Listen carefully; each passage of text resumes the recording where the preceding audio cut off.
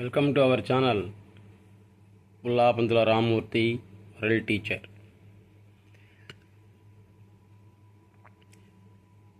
10th class వరకు చదువు ఎందుకో తెలియదు. ఇంటి దగ్గర వాళ్ళు తిడతారనో మాస్టర్లు కొడతారనో చదువుతారు, అది వేరు పరిస్థితి. ఇంటర్మీడియట్కి వచ్చిన తర్వాత మార్కులే మెయిన్. అక్కడ ఇంటర్మీడియట్లో మార్కులే నీ ఫ్యూచర్కి పునాది అవుతుందన్నమాట. ఈడియట్ పేరులోనే ఉంది, ఇంటర్మీడియట్. ఈడియట్గా తయారవడానికి ఇంటరే కరెక్ట్, మంచిగా తయారవడానికి కూడా ఆ ఇంటరే కరెక్ట్. కొన్ని లక్షల రూపాయల వసూలు తల్లిదండ్రులు ఇస్తున్నారు మేనేజ్మెంట్కి, కార్పొరేట్లలో ఇంటర్మీడియట్ విద్య కోసం. దాన్ని కొంతమంది పిల్లలు సరిగ్గా ఆలోచించుకోవట్లే, ఎందుకు వస్తున్నాం, ఎందుకు చదువుతున్నాం అనేటువంటిది. సంవత్సరం మొత్తం కూడా చదివినటువంటిది, కష్టపడినటువంటిది 3 గంటలలోనే స్పష్టం. అటు ఇంటర్మీడియట్లో మీకు మంచి మార్కులు తెచ్చుకోవాలి అంటే ఏ విధంగా అనే విషయాన్ని గురించి ఇప్పుడు మనం మన ఛానల్లో చెప్పుకుంటున్నాం. ప్రతి సబ్జెక్టుకు కూడా టైం టేబుల్ వేసుకోండి. ఉదయం తెల్లవారుజామునే 4ంటికే లేవడం అలవాటు చేసుకోండి. ఈ ఒక్క నెల, జనవరి ఇంకా అయిపోయినట్లే, ఫిబ్రవరి ఒక్క నెలే, మార్చి 1 నుండి పబ్లిక్ ఎగ్జామ్స్. కాబట్టి ఈ సబ్జెక్టు ఈ గంట, ఈ సబ్జెక్ట్ ఈ గంట అని టైం టేబుల్ వేసుకొని ఇన్ని పేజీలని కేటాయించుకొని ఒకసారి చదువుతూ ఉన్నట్లయితే మార్కులు అవే వస్తాయి. మీరేం చేస్తున్నారు, ఒకసారి నేర్చుకొని ఎప్పుడో పబ్లిక్ అప్పుడు చూస్తున్నారు, అందువల్ల పోతున్నాయి అన్నమాట. సామాన్యుడు కూడా మంచి మార్కులు తెచ్చుకోవాలంటే వాడికి వేరే టైం టేబుల్ సపరేట్గా వేసుకోవాలి. ఈ టైంలో ఇది, ఈ టైంలో ఇది అని. ఆ విధంగా చేసినట్లయితే మంచి మార్కులు వస్తాయి.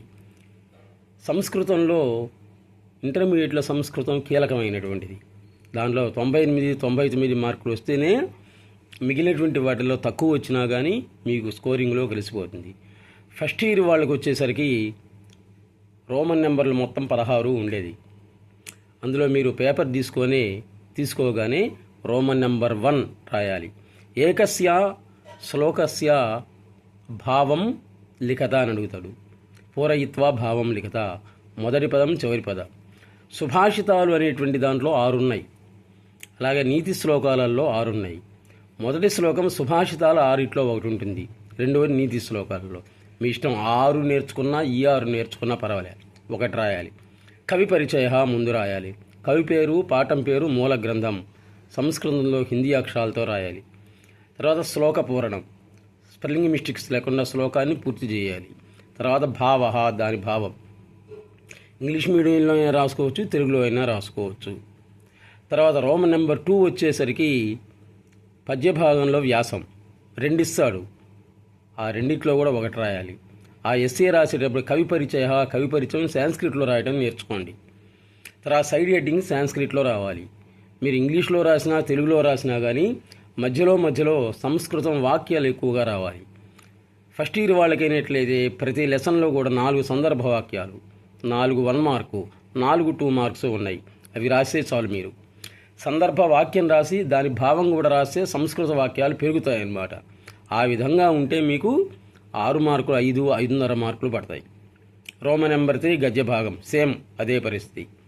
రోమన్ నెంబర్ 4 వచ్చేసరికి ఉపవాచకంలో 2 మార్క్స్ క్వశ్చన్స్, మొత్తం కూడా 6 ఇస్తాడు, 4 రాయాలి. 4 2 8 మార్కులు. ఇది మళ్ళీ వాక్యాలు రాయాలి. మెటీరియల్లో ఉన్నట్లుగా వాక్యాలు రాసి మెయిన్ ఆన్సర్ అండర్లైన్ చేయాలి. కాబట్టి మీరు బుక్లెట్ తీసుకోగానే ఫస్ట్లో రోమన్ నెంబర్ 1 కవి పరిచయం, శ్లోక పూరణం, భావం. ఆ తర్వాత 2 3 లాస్ట్లో రాయాలి, గుర్తుపెట్టుకోండి. తర్వాత రోమన్ నెంబర్ 4 ఉపవాచకం, వాటికి 4 2 8 మార్కులు. వాక్యాలు రాసి మెయిన్ ఆన్సర్ అండర్లైన్ చేయాలి. తర్వాత రోమన్ నెంబర్ 5 అండ్ 6 వచ్చేసరికి సందర్భ వాక్యాలు, పద్యభాగంలో 2, గద్య భాగంలో 2 రాయాలి మీరు. కవి పరిచయ, ఇది సంస్కృతంలోనే రాయాలి. కవి పరిచయ, కవి పేరు, పాఠం పేరు, మూల గ్రంథం వచ్చేసరికి హిందీ అక్షరాలతో రాయాలి. సందర్భ అన్నప్పుడు అది ఆ వాక్యం ఏ సందర్భంలో చెప్పారు, ఎవరితో అన్నారు అనేటువంటిది రాసి అది అండర్లైన్ చేయాలి. తర్వాత భావ, కొంతమంది పిల్లలు పైన ఇచ్చిన కాంటెక్స్ట్ అంతే కిందికి దించుతున్నారనమాట. ఆ విధంగా రాస్తే మీకు 1.5 2 మార్కులు పడేది. ఆ వాక్య భావన రాయాలి.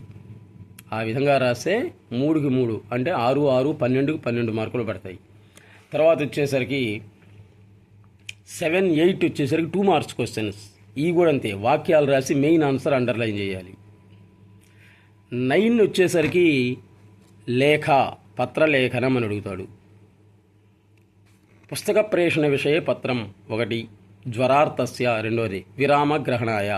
ఆ 3 నేర్చుకుంటే మీకు 3 నేర్చుకోవాలి. 1 ఉంటుంది. కామాలు, పులు స్టాపులు ఇవన్నీ జాగ్రత్తగా ఉండాలి. సంస్కృతంలోనే రాయాలి, లెటర్ గుర్తుపెట్టుకోండి. మధ్యలో హిందీ అక్షరాలు జాతాహై ఆతాహై అని రాస్తున్నారు. ఆ విధంగా రాస్తే మార్కులు కూడా మొత్తం కొట్టేస్తారనమాట. కాబట్టి చాలా ఒళ్ళు దగ్గర పెట్టుకొని సాంస్క్రిట్లో ప్రాక్టీస్ ఉండాలి, మ్యాథ్స్ లాగా. అప్పుడే నీకు స్కోరింగ్ వచ్చేది. తర్వాత రోమన్ నెంబర్ 10 వచ్చేసరికి శబ్దద్వయం అని అడుగుతాడు. మొత్తం 12 శబ్దాలు రావాలి, ఫస్ట్ ఇయర్ వాడికైనా సెకండ్ ఇయర్ వాడికైనా. 12 నేర్చుకుంటే 2 ఉండే, 2 6 12 మార్కులు. కానీ అంతం, వచనాలు, విభక్తులు ఉండాలి. స్పెల్లింగ్ మిస్టేక్స్ లేకుండా ఉండాలి. భ్యామ్ అనే పదం 3 సార్లు వస్తుంది, బిహి అనేటువంటిది 2 సార్లు వస్తుంది. కాబట్టి అంతానికి విభక్తులకి గెలిపి వచ్చేసరికి 3 మార్కులు ఉంటుంది. శబ్దం మొత్తం కూడా స్పెల్లింగ్ మిస్టేక్స్ లేకుండా ఉంటే 3 6 మార్కులు. 2 రాయాలి, 2 6 12. ఒక్కో పేజీకి ఒక్కో శబ్దం రాసేసేయండి. తర్వాత వచ్చేసరికి సంధి విభజన, సంధి సంఘటన, నామనిర్దేశపూర్వకం అని అడుగుతాడు. కలిపి విడగొట్టి సంధి పేరు తప్పనిసరిగా రాయాలి. సంధిహి సంధిహి అని ఉండాలి. సవర్ణ దీర్ఘ సంధిహి, కుణసంధిహి, వృద్ధి సంధి అని విసర్గలు ఉండాలి. సంధిహి అని. సంధి పేరు మర్చిపోయారంటే మాత్రం 1 మార్కు పోతుంది. అంటే 3 మార్కులు 6 మార్కులు పోయినట్లే మీకు. తర్వాత వచ్చేసరికి రోమన్ నెంబర్ 14 వచ్చేసరికి ఆంధ్ర భాషలో కానీ ఆంగ్ల భాషలో కానీ ట్రాన్స్లేషన్స్ అన్నమాట, అనువాదాలు. మొత్తం 30. అందులో మీకు 5 ఇస్తాడు, 5 1 5 మార్కులు. ఇంకా చిట్టేవరలో రోమన్ నెంబర్ 15 16 వచ్చేసరికి 1 మార్క్స్కి వస్తాయి. ఇవి కూడా మీరు పదాలుగా కాకుండా వాక్యాలు రాసి మెయిన్ ఆన్సర్ అండర్లైన్ చేస్తే మంచిది. ఇప్పుడే సెకండ్ ఇయర్లో అంతే వాక్యాలు రాయాలి. ఇప్పుడు కూడా మీరు అదే విధంగా అలవాటు చేసుకోండి. కాబట్టి ఇది రాసేటువంటి పద్ధతి. ఇంతవరకు మీరు బాగా ఎంజాయ్ చేశారు.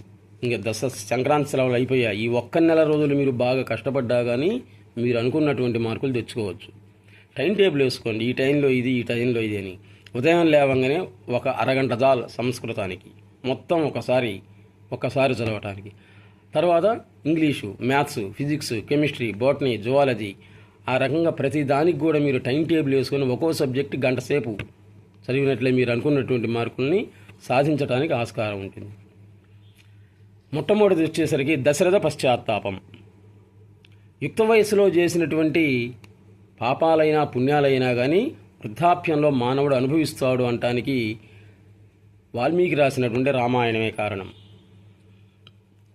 దశరథ మహారాజు యొక్క మరణానికి, శ్రీరామ వనవాసానికి కైక, మంధర కారణం అందరూ కూడా పాపం వాళ్ళని అంటున్నారు. అప్పుడు దశరథుడు పెద్ద భార్య కౌసల్యాదేవితో చెప్తున్నాడు, వాళ్ళు కారణం కానే కాదు, నేను యుక్త వయసులో చేసినటువంటి పాపం, మునీశ్వరుడి యొక్క శాపం, అదే కారణం. ఏవం త్వం పుత్రశోకేన రాజన్ కాలం కరిష్యసి.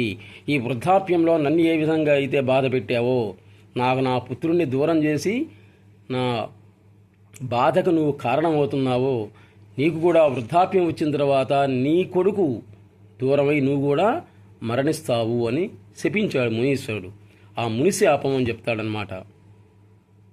అదే దశరథుని యొక్క పశ్చాత్తాపమే ప్రాయశ్చిత్తం అంటారు జిల్లెళ్ళముడు అమ్మవారు. కాబట్టి నువ్వు చేయకూడని పని చేసినప్పుడు నీలో నువ్వు తెలుసుకొని బాధపడితే చాలు, ఎవడూ శిక్షించాల్సిన అవసరంలా. కాబట్టి ఆ స్టోరీ మొత్తం కూడా తెలుసుకొని మధ్య సంస్కృత వాక్యాలు రాయాలి. తర్వాత మాయావటువు అంటే బ్రహ్మచారి. పార్వతీ పరమేశ్వరుల యొక్క వివాహాన్ని గురించి ఉంటుంది. దాంట్లో పార్వతీదేవి మహాయజ్ఞాలు ఎన్నో కూడా చేసి జలయజ్ఞం, జల తపస్సు, పంచాగ్ని తపస్సు చేసింది. ఎవరూ కూడా చేయలేదు. పరమేశ్వరుని ప్రత్యక్షం చేసుకుంది. కానీ శివుడు మానవ జాతి, ఇక్కడ జాతులు వేరైన, ఆయన దేవజాతి వాడు, ఈ అమ్మాయి మానవ జాతి. అందువల్ల పరీక్షించి వివాహం చేసుకోవాలి అనుకున్నాడు ఆయన. అందుకని మాయావటువు బ్రహ్మచారి వేషాన్ని ధరించి వచ్చాడు. పార్వతీదేవి యొక్క ఆశ్రమానికి వచ్చి ఆమెను ఎలా ప్రశ్నించాడు, ఆమె ఏమి సమాధానం ఇచ్చింది అనేటువంటిది. అది శరీర మాధ్యం ఖలు ధర్మ సాధనం. నువ్వు ఏది సాధించాలన్నా కూడా శరీరం అనేటువంటిది ముఖ్యమైనటువంటి. ఆరోగ్యాన్ని కాపాడుకుంటూ నువ్వు కష్టపడుతున్నావు కదా. నా రత్నం అన్విష్యతి మృగ్యతే తత్. రత్నం అనేటువంటి ఎప్పుడూ కూడా వెతకదు, అది ఇతరుల చేత వెతకబడుతుంది. నువ్వు రత్నం లాంటి దానివి, అతిలోక సౌందర్యవతివి. ఎందుకని ఏమి కోరి ఇంతగా కష్టపడుతున్నావు? నేను చేసిన తపస్సులో సగభాగాన్ని నీకు ఇస్తాను. వరుని కోసం అయి ఉంటుంది ఈ కష్టం అంతా కూడా. కాబట్టి అతని గురించి ఎవరో నాకు చెప్పినట్లయితే మీ ఇద్దరి వివాహం చేయిస్తాను అని పరమశివుడు చిట్ట చివరికి ఆమె పార్వతీదేవి వివరించి చెప్పిన తర్వాత తనే నింద, శివనింద వాక్యాలు ఉంటాయి. చిట్ట చివరికి నిజ స్వరూపాన్ని దాల్చి పార్వతీదేవిని వివాహం చేసుకోవడం, పార్వతీ పరమేశ్వరుల యొక్క వివాహాన్ని దేవతలు మహర్షులు అందరూ కూడా జరిపించడం అనేటువంటిది. ఇది కూడా అంతే. ఈ 2 ఎస్సేలు బాగా ప్రిపేర్ అవ్వండి. తర్వాత 3వది వచ్చేసరికి మీ ఇష్టం, కపీనాం ఉపవాస. అందులో వచ్చేసరికి గద్య భాగంలో మీ ఇష్టం వచ్చినటువంటిది ఏవైనా కానీ 3 రావాలి, 3 నేర్చుకోవాలన్నమాట. ఆ విధంగా చేసుకున్నట్లయితే మీరు అనుకున్నటువంటి దాన్ని సాధించవచ్చు, మార్కులను సాధించవచ్చు. దశరథ పశ్చాత్తాపం, మాయావటు, కపీనాం ఉపవాస బాగా చూడండి. తర్వాత 5 లెసన్స్లో వచ్చేసరికి 2 మార్క్స్ క్వశ్చన్స్ చూడాలి, 1 మార్క్స్ క్వశ్చన్స్ మొత్తం చూడాలి. ఆ విధంగా జరిగినట్లయితే మీరు అనుకున్నటువంటి దాన్ని సాధించడానికి ఆస్కారం ఉంది. కాబట్టి జాగ్రత్తగా పద్యభాగంలో 3 వ్యాసాలు, గద్య భాగంలో 3 వ్యాసాలు బాగా నేర్చుకుని వాటిల్లో సందర్భ వాక్యాలు బాగా నేర్చుకొని మిగిలినటువంటి చూసినట్లయితే మీరు అనుకున్నటువంటి మార్కులు పొందుతారు అనడంలో సందేహం ఏమీ లేదు. ఈ ఒక్క నెల చాలు, ఈ ఒక్క నెల కష్టపడండి. ఈ ఒక్క నెల కూడా మీరు టైంపాస్ చేశారనుకోండి చాలా ప్రమాదం. మీ అమ్మా నాన్న వాళ్ళు కట్టేటువంటి ఫీజు అంతా కూడా వేస్ట్ అయిపోతుంది, మీకు వయసు పెరిగిపోతుంది, సబ్జెక్టులు అంతా ఆగిపోతాయి. కాబట్టి దయచేసి మీరు మీ అమ్మా నాన్న వాళ్ళని, మీ లెక్చరర్స్ని, మేనేజ్మెంట్ని ఇబ్బంది పెట్టొద్దు. మీ మార్కులే వాళ్ళు కోరుకునేది అంతే. అటు ఈ ఒక్క నెల రోజులు జాగ్రత్తగా చదువుకొని మంచి మార్కులు తెచ్చుకోవాలని కోరుకుంటూ ఇట్లు మీ సంస్కృత్ లెక్చరర్ శ్రీరామ్మూర్తి.